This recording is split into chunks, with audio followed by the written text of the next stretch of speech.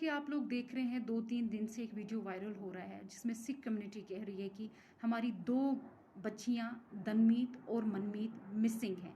जिसमें मनमीत को तो ये वो बोल रहे हैं कि उन्होंने मनमीत को रिकवर कर लिया है और दनमीत जो है दनमीत स्टिल मिसिंग है। अभी भी दनमीत को हमें दिया जाए। और उनकी जो स्टेटमेंट हुई है वो गन पॉइंट पे हुई है, बल्कि ऐसा कुछ भी नहीं है। दनमीत मैं हूँ, मेरा मसला आज का नहीं है। मैं 2012 में कन्वर्टेड हुई हूँ। 2014 में मेरे निकाह हुए हैं मेरे बैचमेट मुजफ्फर के साथ, जो मेरी और उसकी रजामंदी से हुए हैं। उसके बाद 6 जून 2021 में अपने घर से निकली। मैंने अपने घर में कॉल भी किया कि मैं अपनी मर्जी से निकली हूँ, मुझे ढूंढना नहीं।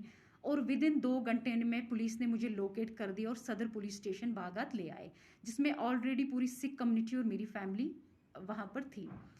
उसके बाद एसएचओ ने मेरा स्टेटमेंट लिया, जो मेरा स्टेटमेंट सिर्फ ऑरल ले रहा था। मैंने उसको ये बोला, आप मेरा स्टेटमेंट रिटन कीजिए, आप जो मैं बोल रही हूँ आप रिटन कीजिए। मैं उनको ये बता रही थी 2012 में मैं कन्वर्टेड हुई हूँ, 2014 में मेरे निकाह हुए हैं, मेरे डॉक्यूमेंट्स हाई कोर्ट के हैं, आप एक बार डॉक्यूमेंट्स चेक कीजिए मेरे। और इतना सब कुछ सुन के भी लड़के को लॉकअप में डाला गया था, उसके ऊपर एक्ट्स और चार्जेस लगा दिए गए थे। मैं उनको बार बार बोल रही थी कि मेरा 2012 में कन्वर्टेड हूँ मैं 29 ईयर ओल्ड गर्ल हूँ। मैं एक छोटी बच्ची आपने पकड़ के नहीं लाई कि आप मुझे मेरी फैमिली की ओर हैंड ओवर कर रहे हो। वो उन्होंने मेरी फैमिली को बिना कोई मेरी स्टेटमेंट रिटन किए हुए मेरी फैमिली को मुझे दे दिया। मैं बार बार उनसे ये कह रही थी कि प्लीज़ आप मेरे डॉक्यूमेंट्स देखिए। उन्होंने मेरे डॉक्यूमेंट्स चेक भी किए, स्टिल उन्होंने मेरी फैमिली को मुझे हैंड ओवर कर दिया।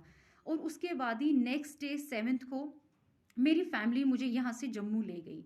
और जम्मू जाते ही क्या हुआ, जम्मू जाते ही वो लोग मुझे पंजाब ले गए। पंजाब में मेरे को अलग अलग फेडरेशंस मिलने आ रहे थे, वो मेरे को ब्रेन वॉश कर रहे थे। वो वहाँ पर मेरे को ये समझा रहे थे कि आप जो स्टेटमेंट है वो अगेंस्ट देना, लड़के के फेवर में नहीं देना। मैं वहाँ पर भी सबको यही बोल रही थी कि लड़के ने मेरे को कोई किडनैप नहीं किया है, मैं अपनी मर्जी से आई हुई हूँ। हमारे पास हाई कोर्ट के डॉक्यूमेंट्स है, आप वो देख सकते हो। लड़के के ऊपर जो भी एक्ट्स लगे हैं वो बेसलेस हैं, फॉल्स हैं, क्योंकि ये सब मेरी रजामंदी से हुआ है। हमारे जो डॉक्यूमेंट्स है वो हाई कोर्ट के डॉक्यूमेंट्स हैं। इतना सुनने के बाद भी उन्होंने मुझे कहा नहीं ऐसा नहीं हो सकता है, हम आपको उनके पास वापस नहीं भेज सकते हैं। मैं उनको बार बार कहती थी आपने कोई 16 साल की बच्ची पकड़ के नहीं लाई है, मैं एक मैच्योर गर्ल हूँ और मैं एक एडुकेटेड गर्ल हूँ।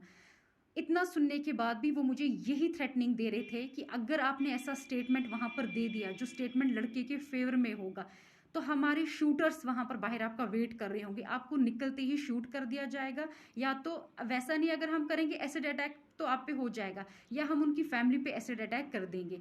वो मुझे थ्रेटनिंग सीधे दे रहे थे मेरे फेस पे। उसके बावजूद भी मैंने उनको कोई वीडियो नहीं दिया। वो मुझे कह रहे थे आप हमें अपना वीडियो दीजिए, वो वीडियो हम कश्मीर में दे देंगे, कश्मीर का जज उस वीडियो पे अपनी जजमेंट दे देगा।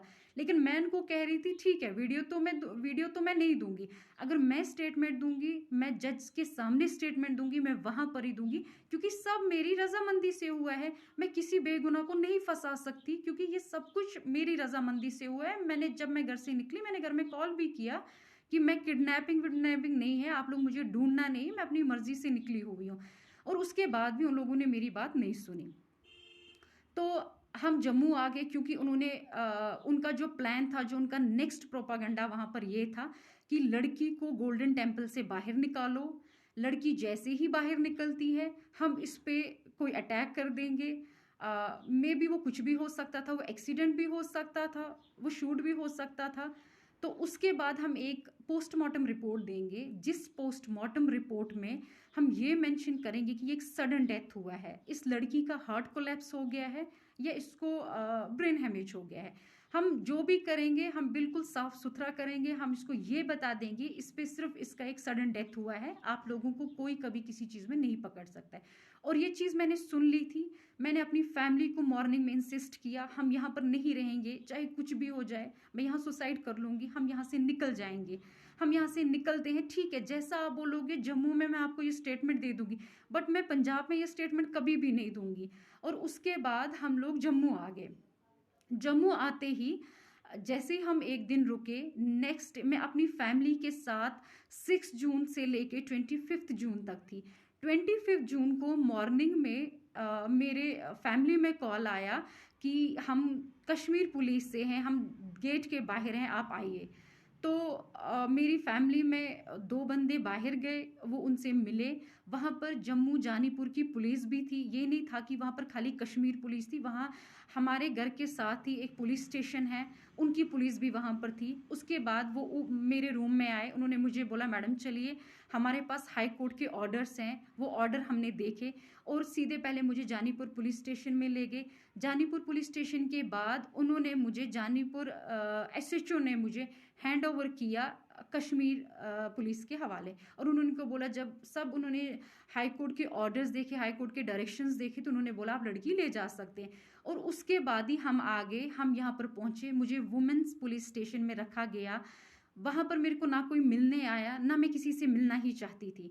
और नेक्स्ट डे ही मेरे को सदर पुलिस स्टेशन से पुलिस की गाड़ी आई जो मुझे कोर्ट ले गई। और आप सब एजुकेटेड हैं, मैं खुद भी एजुकेटेड हूँ। आपको पता है कोर्ट में कोई किसी को गन पॉइंट पे कभी उसकी स्टेटमेंट नहीं ले सकता। अगर ऐसी चीज़ें होने लगी फिर कोर्ट पे भी तो कभी हम यकीन नहीं कर सकते हैं ना, क्योंकि ये सब तो आपको पता ही है, कोर्ट पे कोई किसी को गन पॉइंट पे नहीं रख सकता है। और मेरे को जैसे जम्मू में लाया गया, मैं तो किसी से भी नहीं मिली, मेरे को तो वुमेन्स पुलिस स्टेशन में रखा गया। उसके बाद ही सुबह स्क्वाड आई, किसी को नहीं पता था कि मेरी हेयरिंग है, क्योंकि मेरी हेयरिंग ऑलरेडी 3 बार डिले हो गई थी, क्योंकि तीनों बार 6 से लेके 25 तक हम आउट ऑफ स्टेशन थे, हम जम्मू, हम पंजाब में थे। मेरी जो हेयरिंग है वो मिस होती गई। हाई कोर्ट के डायरेक्शन से मुझे यहाँ पर बुलाया गया, मुझे कोर्ट तक पहुँचाया गया। कोर्ट में जज साहिबा के सामने मैंने अपनी स्टेटमेंट दी, जिसमें मैंने उनको ये बताया है कि ये सब मेरी रजामंदी से हुआ है। मैं 2012 में कन्वर्टेड हूँ, 2014 में मेरे निकाह हुए हैं मेरे बैचमेट के साथ। उसके ऊपर जितने भी एक्ट्स एलिगेशंस हैं वो बेसलेस हैं, वो फॉल्स हैं। और उन्होंने मेरी स्टेटमेंट सारी रिटर्न रिकॉर्ड कर दी। तो आप सब भी ये जानते हैं कि अगर जज के सामने भी कोई किसी को गन पॉइंट पे रख सकता है तो हम तो किसी पे यकीन नहीं कर सकते हैं। आप सब तो जानते ही हैं ना, सबके फैमिली मेंबर्स, किसी का कोई कोर्ट में होगा, सब इसमें जानते हैं कि जज के सामने ये चीज़ें नहीं हो सकती हैं। अगर ये चीज़ होनी होती है तो पहले ही हो गई होती, फिर तो ये मुझे आराम से यहाँ पर ला सकते थे अगर मेरी स्टेटमेंट ऐसी होनी होती। और जज के सामने ऐसा कुछ भी नहीं होता है, ये आप सब वेल नोइंग और वेल अवेयर हैं। और मैं एक एजुकेटेड गर्ल हूँ, मेरे को पता है मेरे राइट्स क्या हैं क्या नहीं है। सो प्लीज़ आप इसको एक रिलीजन का मसला मत बनाइए, एक पॉलिटिकल इशू मत बनाइए, एक माइनॉरिटी किस्सा मत बनाइए, क्योंकि जो चीज़ अपनी रजामंदी से होती है इसको माइनॉरिटी में मत लाइए। क्योंकि मैं अपनी मर्जी से कन्वर्टेड हुई हूँ। और प्लीज़ मैं सबसे ये बोल रही हूँ कि ये 2 दिन और 3 दिन का मसला नहीं है, 2012 का मसला है। मेरे डॉक्यूमेंट्स पूरी सिख कम्युनिटी के पास हैं इस टाइम पर। मुझे समझ नहीं आ रहा है वो ये क्यों बोल रहे हैं गन पॉइंट पे रखा गया है। हम कोई छोटे बच्चे नहीं हैं, मैं कोई छोटी बच्ची नहीं हूँ, मैं 28 ईयर्स ओल्ड गर्ल हूँ। मेरे को कौन गन पॉइंट पे रख सकता है? ऐसा है कि ऐसा भी होने लगा, गन पॉइंट पे स्टेटमेंटें होने लगी, फिर तो मुझे लगता है हर एक स्टेटमेंट ऐसी होनी चाहिए। ऐसा कुछ भी नहीं है, मेरी हर स्टेटमेंट जो है वो मेरी रजामंदी से हुई है। मेरे को कोई दबाव किसी का नहीं था, किसी का भी मेरे को। इनफैक्ट अगर दबाव मुझे दिया गया वो मेरे को बाहर दिया गया कि अगर आप कश्मीर में आपने लड़के के फेवर में कोई भी स्टेटमेंट दी, हम आपको जिंदा नहीं रखेंगे, आप पे अटैक होने वाला है, उसकी फैमिली में होने वाला है, उसके ऊपर हो जाएगा। लड़के को हम कभी सेंट्रल जेल से नहीं निकलने देंगे। यहाँ पर तो वैसा मेरे को कोई थ्रेटनिंग नहीं था, मैंने तो फ्रीली अपनी सारी स्टेटमेंट यहाँ पर दी है। और प्लीज़ मैं आप सबसे ये बात बोलती हूँ, इसको प्लीज़ रिलीजन को बीच में मत लाइए, माइनॉरिटी को कम से कम बीच में मत लाइए, क्योंकि ये माइनॉरिटी का किस्सा नहीं। आप लोग प्रोपेगेंडा बना रहे हो, माइनॉरिटी में ऐसा हो रहा है वैसा हो रहा है, ऐसा कुछ भी नहीं है। मेरे को अपने राइट्स पता है, मेरे राइट्स क्या हैं। सो प्लीज़ आप ये चीज़ें मत इसमें कीजिए, माइनॉरिटी को बीच में मत कम से कम लाइए कि माइनॉरिटी को देके हमारी बच्चियों के साथ ऐसा हो रहा है वैसा हो रहा है। क्योंकि बच्चियां बच्ची नहीं है, जो बच्ची 28 ईयर्स ओल्ड गर्ल है उसको तो सुप्रीम कोर्ट के ऑर्डर्स हैं, वो अपने राइट्स खुद चुन सकती है। Right to religion, right to marriage, ये तो आप सब नोएंगे इस बारे में। सो प्लीज़ रिलीजन के नाम पे ये दंगे फसाद मत करवाइए, ये डिमांड मत कीजिए वो मिसिंग है। मैं कोई मिसिंग नहीं हूँ, मैं जहाँ पर हूँ मैं अपनी मर्जी से हूँ और मैं बहुत खुश हूँ। सो प्लीज़ इसको रिलीजन का नाम और माइनॉरिटी का नाम मत बताइए। मैं कोई छोटी बच्ची नहीं हूँ जिसको बोल कर ये करके ये चीज़ कराई जाए। फिर तो मैं अपनी फैमिली के साथ पूरा 25 डेज थी, जिसमें उन लोगों ने मेरी 3 हेयरिंग्स मिस हुई हैं यहाँ पर। और 4th हियरिंग में जब हाई कोर्ट के डायरेक्शन से तब मैं यहाँ पर पहुंची हुई हूँ। सो प्लीज़ आप इसको माइनॉरिटी का किस्सा मत बनाइए, इसको इतना बड़ा पॉलिटिकल इशू मत बनाइए। जो चीज़ अपनी रजामंदी से हुई है उस चीज़ को प्लीज़ आप लोग पॉलिटिकल इशू और रिलीजन इशू मत बनाइए। Okay, thank you.